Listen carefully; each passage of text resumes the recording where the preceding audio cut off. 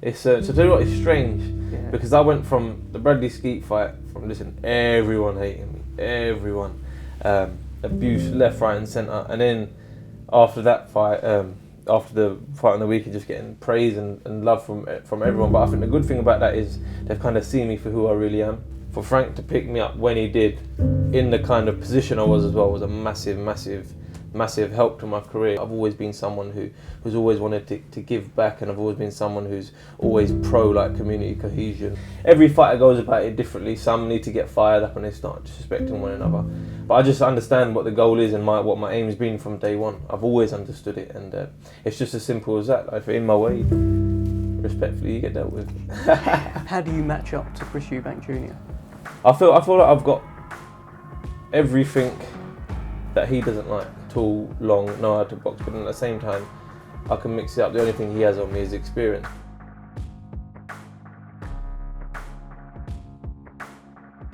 Hamzah Sheeraz, how are you? Dev, I'm very well, mate. How are you? Or is it? I'm alright, but is it like Hamzah Hearns, or is it Oscar de la Hamza? I like that one. I see like that. One? Yeah, that was a good one. You're getting all the love at the moment as well. Like these nicknames. How are you feeling? No, it's great. It's great.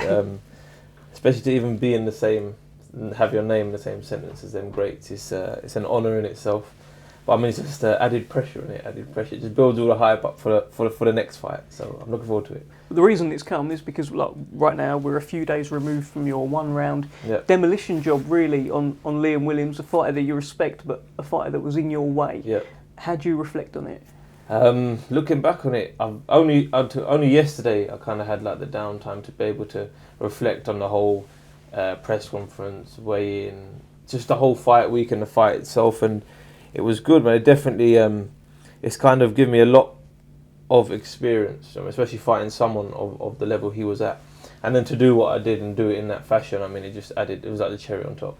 But you didn't expect to get him out there in a round, no? I knew I'd get him out there. But I thought it'd be between round 8 to about 11. That's how I had it played out in my head. I'd go out there. I'd break 1 to 6. I was planning just to box, just to keep it long and box, and then go on the inside and break him down. But it was all over before it really began. Was there a moment like early on where you maybe saw something in his eyes where you thought, I've got him? Do you know, when with the bell went first straight away and I kind of parried a few jabs, I knew that he's got power, and I knew that I can't be near him for the first few rounds, and I could just feel it blocking his shots and whatnot, because it was just something that I've not felt before in one of my fights. In sparring you feel it all the time, but actually in the fights it was a bit different. And then I just threw that jab and that was it, and it was just more timing than anything else. And then when he went back to his corner and he went kind of on his knees, that's when I looked at him and I thought, because he didn't bounce straight back up, and normally if it was a flash knockdown, you get straight back up, you're like, alright, cool, I'm good. Mm-hmm. But he went to his corner, went down, I kind of sussed out that there must have been a decent bit of power behind the shot. Yeah, because normally, like, if someone gets dropped with a jab, sometimes it's like a balance thing, or they squared up or something. But yeah, when he went down to the ropes, you could see he was actually in a bit of bother from that jab. Yeah, no, because listen, I'm with the flash knockdown thing, I'm only talking from experience what happened to me in the fight against Torres. I got caught and I was fine, and I was straight back up and I was ready to go again.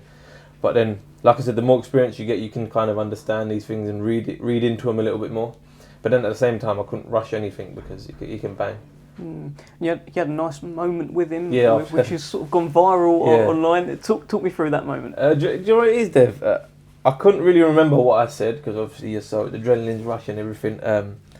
But I knew what I said was of course very respectful. And you got to remember from if you put yourself in my shoes, being a young kid watching boxing.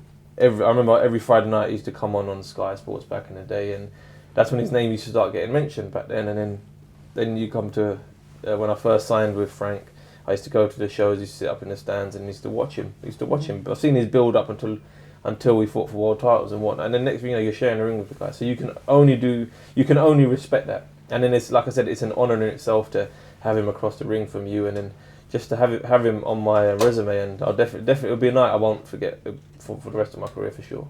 You said to him, "I'd like to go for a drink with you," sort of thing. I don't know if you remember that, but So after the fight in the hotel room, he was there with his family. We bought more food and whatnot, just to show appreciation, really and truly, Dev. And yeah, just to show that it was an honour to be in the ring with him. Have you been in touch since? I messaged him. He messaged me yesterday actually on Instagram, just well wishing again, and I just wished him have a good holiday and whatnot, and just enjoy it, and then I'll see him around. And there was nice moments with Frank. Frank's obviously your biggest fan. He has been, and he's given you all the love, all the hype, and he believes in you. There was a moment where your heads came in together, and it was on TNT. See, I can't remember what I said there as well. I can't even remember. I was trying to, because I was watching the fight yesterday, and I was thinking, what did I say? All I remember was me saying, "How was that?" That's all I remember, and I don't know what I said. But it was just like one of them emotional kind of things, and no, it was great. He's you've become, I think you've become a bit of a favourite around there. You're with Frank in his box and stuff like that as well. It looks like you've got a great relationship with him. Yeah, no, for sure. Listen, I can only thank him, to be fair, because I've been banging on about before my amateur career. Nothing. It was pretty mediocre, and for Frank to pick me up when he did, in the kind of position I was as well, was a massive help to my career in that situation. Because listen, I could have gone and got signed on small hall shows, and then I had to build my way up. Luckily, I got the platform from my debut, so just a huge thank to Frank and Andy. Were you there in the Box Nation days? I feel no, like I just come after that. Okay. So when Boy Jones Jr. and all these guys used to always go on, that's when I used to spar them for their fights. Right. And then I think what fight? My debut was on the Billy Joe Saunders and Monroe Jr. Oh, okay. That was when it was new. Yeah. That was BT at the time. So that was my debut. Ah, gotcha.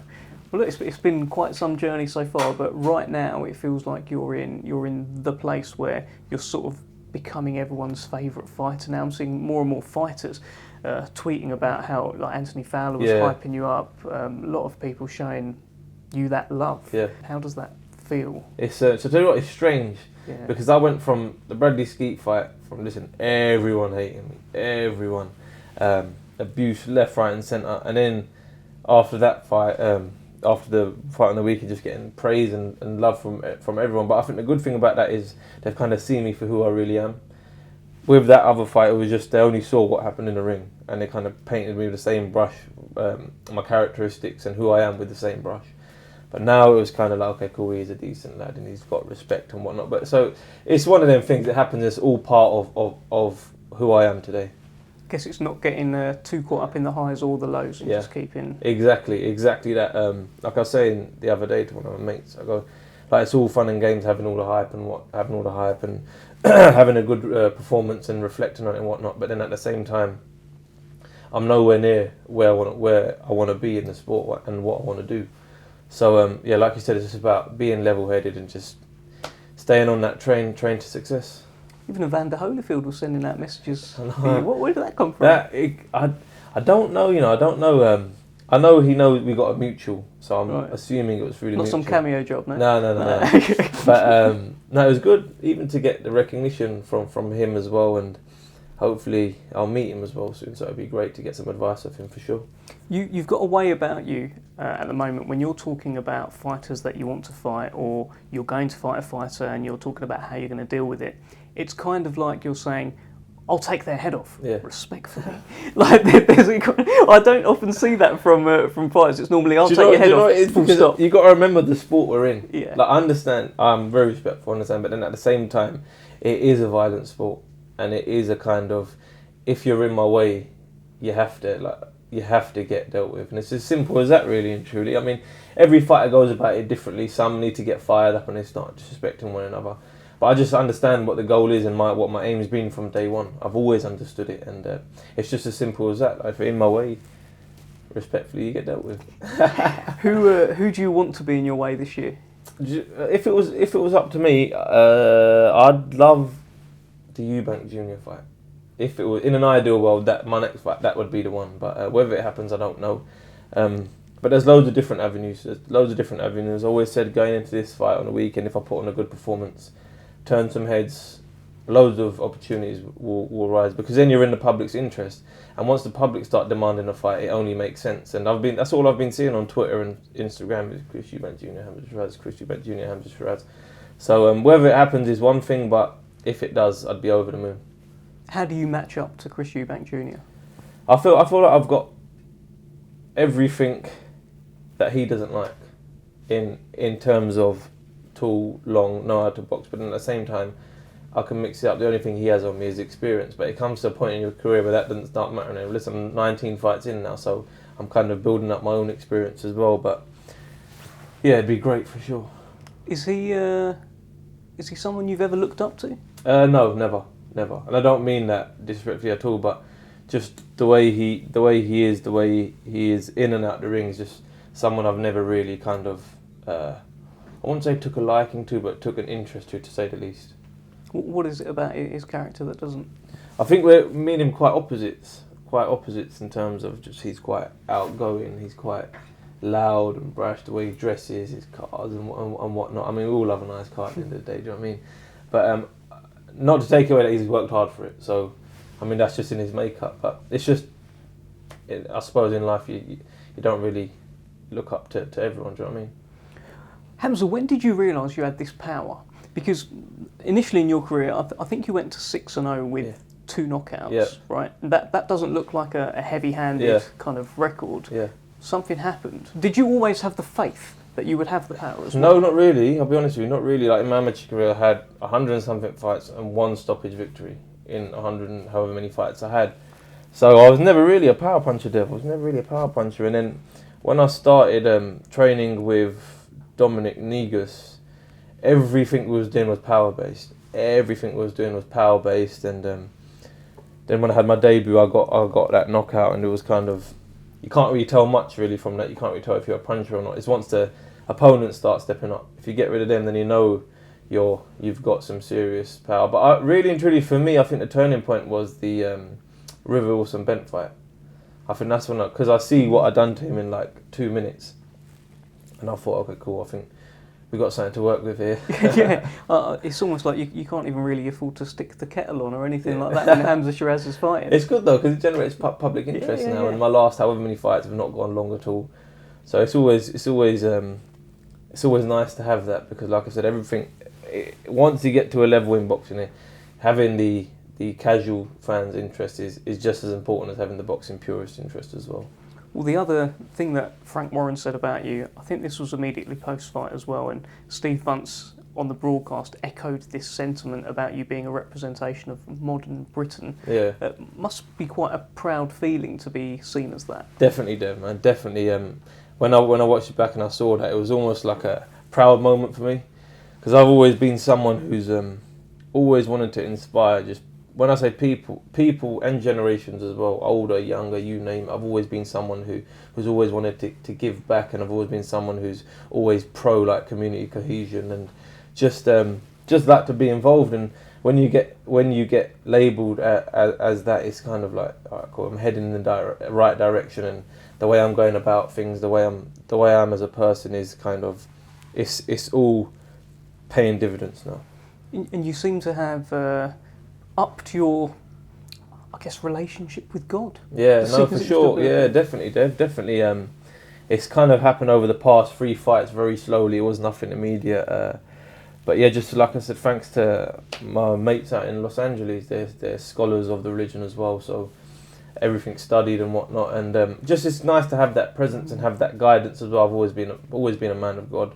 And just with anything I do in life, my boxing, business, you name it, it kind of they kind of complement each other. Mm-hmm. Even boxing, even training wise, it kind of complements each other. It keeps me disciplined, keeps me straight, keeps me on the right path as well. And these guys in LA, I guess they're kind of new into your circle now. They've been involved for ever since I've been going to LA, to be fair. Mm. And then we've built up a relationship, and now they come to the fights. You see them, big lads. Yeah. I've seen them. Nice lads. Couldn't see past them, yeah. but I could definitely see them. But just a blessing to have them by my side. Well, they say if you look around your inner circle and you're not inspired, you've got the wrong kind of circle. Definitely that, and especially in the game we're in there, I'm sure you've seen it. You've been around many fighters. You get a lot of wrong ones as well. You get a lot of leeches in the sport as well, and as fighters, you're blinded to it because you're just so caught up in the you're so caught up in the hype. You're so caught up in just your training camps, and then when you're not training, you're kind of enjoying the victories and whatnot. But then when it's all said and done, and it's just you, and you've got nothing left, it's kind of like, where's everyone now? So I don't want to be that guy. I don't want to be that guy eventually. who when you're retired you have nothing left and you're just there on your own, and it's probably my worst nightmare, to be fair. It's happened to too many great fights. It's too common now. And I think as young fighters, being a student of the sport, a student of the game, it's not just looking at how fighters are in the ring. It's looking at how they started, how they were at their peak, and how they are when they finished. I mean, Andre Ward, he always reiterates it as well. He goes, make sure you invest your money, make sure you have the right people around you, and that's all you ever hear until you're in that position. Until you're in that position where people want to come around you and they want to leech off you and they all want a bit of you. Like I said, it's all fun and games when you're there, but when it's all said and done, that's what really matters. Well, if you circle strong, none of these kind of leeches are... Exactly. But then, at the same time, I think if you was to ask any fighter at the time, everyone said, my circle's strong. Yeah, I mean, they're in denial. But I'm blessed to have... I mean, that's why having Taz around me is a huge blessing, because he knows who's who, and especially being a South Asian, he knows who's and who's there for the good and who's there for the bad. So we've talked about Eubank Jr. That's the brilliant, ideal next fight. Yeah. Whether or not it's realistic, I guess we'll find out soon enough. Frank has mentioned that he'd put you in with Janibek Alimkhanuly. He's the unified middleweight champion. He looks pretty good. You've sparred him actually as well. Shared the ring with him, done many rounds with him. Great fighter, strong. He's a unified world champion for a reason in division. It's one of them fights where it is like the top kind of boxing purist fight you'll see, because I've been in there with him and you've seen what he's capable of. Mm-hmm. He's a puncher, he's a box puncher as well, he can do a bit of everything. So going in there would definitely be a great challenge, but a challenge that I've backed myself 100% in, and one that like Frank said, we won't mind going for. You haven't boxed many southpaws, have you? No, only one. I won in lockdown and that was it. I've sparred plenty and whatnot, but sparring and fighting are two completely different things. But I suppose the good thing about being in there with a southpaw is it kind of takes away the fact that I use my lead hand a lot, so I'd have to reverse it and use my backhand a lot. Mm-hmm. So, I mean, it's definitely a challenge I'll be up for sure, Dev. One final one. What goes through your head when I say the name Nathan Heaney? Not much really, and I don't mean that disrespectfully, but I just think when you say that, a great performance against Denzel Bentley, and I mean that's what made Nathan who he is today. His fans obviously, and that win against Denzel, and it'd be I'd love to fight him. I mean, no English-born Pakistani has won a British title, so if I was to fight him and beat him, that'd be history there. And I'd love to go over to Stoke to do it. Just as he's got a lot of fans, I'd be bringing a lot of fans as well, because the support is growing, and it's an easy fight to make. It's an in-house fight, and it would just prove who the top dog in the Frank Warren stable is at middleweight. You say it's an easy fight to make. Is it an easy fight for Hamzah Sheeraz? No fight's an easy fight, and I think that's the kind of mistake Denzel made against him, and that's the thing with Nathan. That's his advantage there. He almost instantly gets written off, and I think the same thing would happen if me and him was to fight. Everyone would think, oh, Hamzah would just go for him. But then that's where you got to be smart. Like I said, I study the game. I've seen it happen too many times, and it's fights like them where you have to go the extra mile. I mean, in every fight you do, but it's fights like them that are the dangerous ones. Good man. All right. Any message for your fans, old and new, the ones who joined at the start? Just a huge thank you to everyone. This is just the beginning now, so hopefully there'll be a lot more of Hamzah Sheeraz. Good to see you, my friend. Thank you very much.